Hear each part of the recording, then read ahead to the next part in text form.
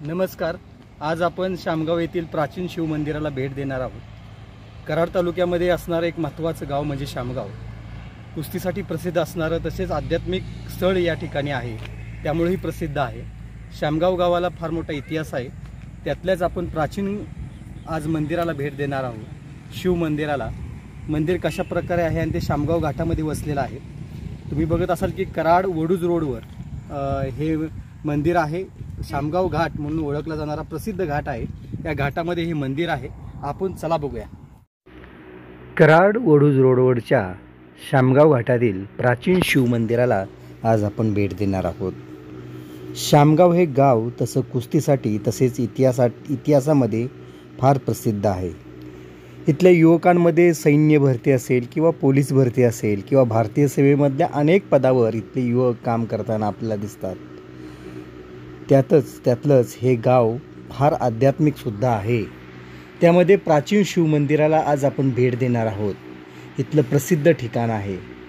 श्रावण महिन्यामध्ये तसेच महाशिवरात्रीला इथे मोठ्या प्रमाणावर गर्दी असते, तसेच गावची यात्रासुद्धा असते.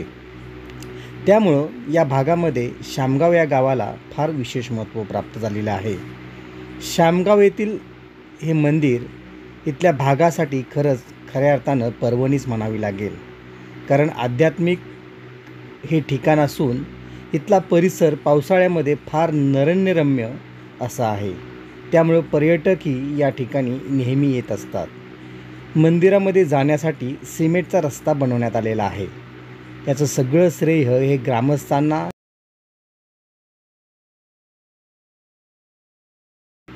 येथे देणगी देणाऱ्या सर्व मान्यवरांना जाते. हे शिवमंदिर डोंगरातल्या एका छोट्याशा दरीमध्ये वसलेलं आहे.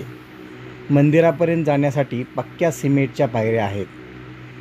याला प्राचीन शिवमंदिर म्हणजे स्वयंभू शिवमंदिर असल्यामुळं प्राचीन शिवमंदिर म्हणून म्हटलं जातं. सगळी शिवमंदिरं ही गावाच्या बाहेर आहेत. तसेच हेही मंदिर शामगाव गावाच्या बाहेर घाटामध्ये वसलेलं आहे. पावसाळ्यामधले हे दृश्य फार सुंदर आपल्याला दिसतं. सध्या उन्हाळा चालू असल्यामुळं या ठिकाणी हिरवळ कमी प्रमाणात आपल्याला दिसते. मंदिरामध्ये सोमवार असल्यामुळं अनेक पर्यटक या ठिकाणी भेट देताना दिसले. त्यामुळं सोमवारच्या वेळी या मंदिरामध्ये गर्दी असते. बाहेर कितीही कडक ऊन असले तरी मंदिराच्या गाभाऱ्यामध्ये ज्यावेळी आपण जातो त्यावेळी मनाला तर शांतच वाटते, परंतु परिसर कितीही आपल्याला गरम होऊ द्या, आत गेल्यानंतर फार शांत आणि गार वाटतं.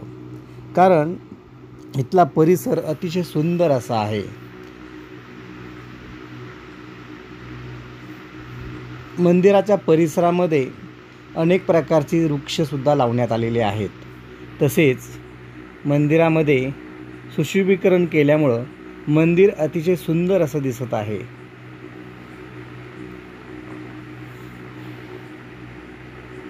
सोमवार असल्यामुळं मंदिरामध्ये नित्यपूजा नेहमी चालू असते.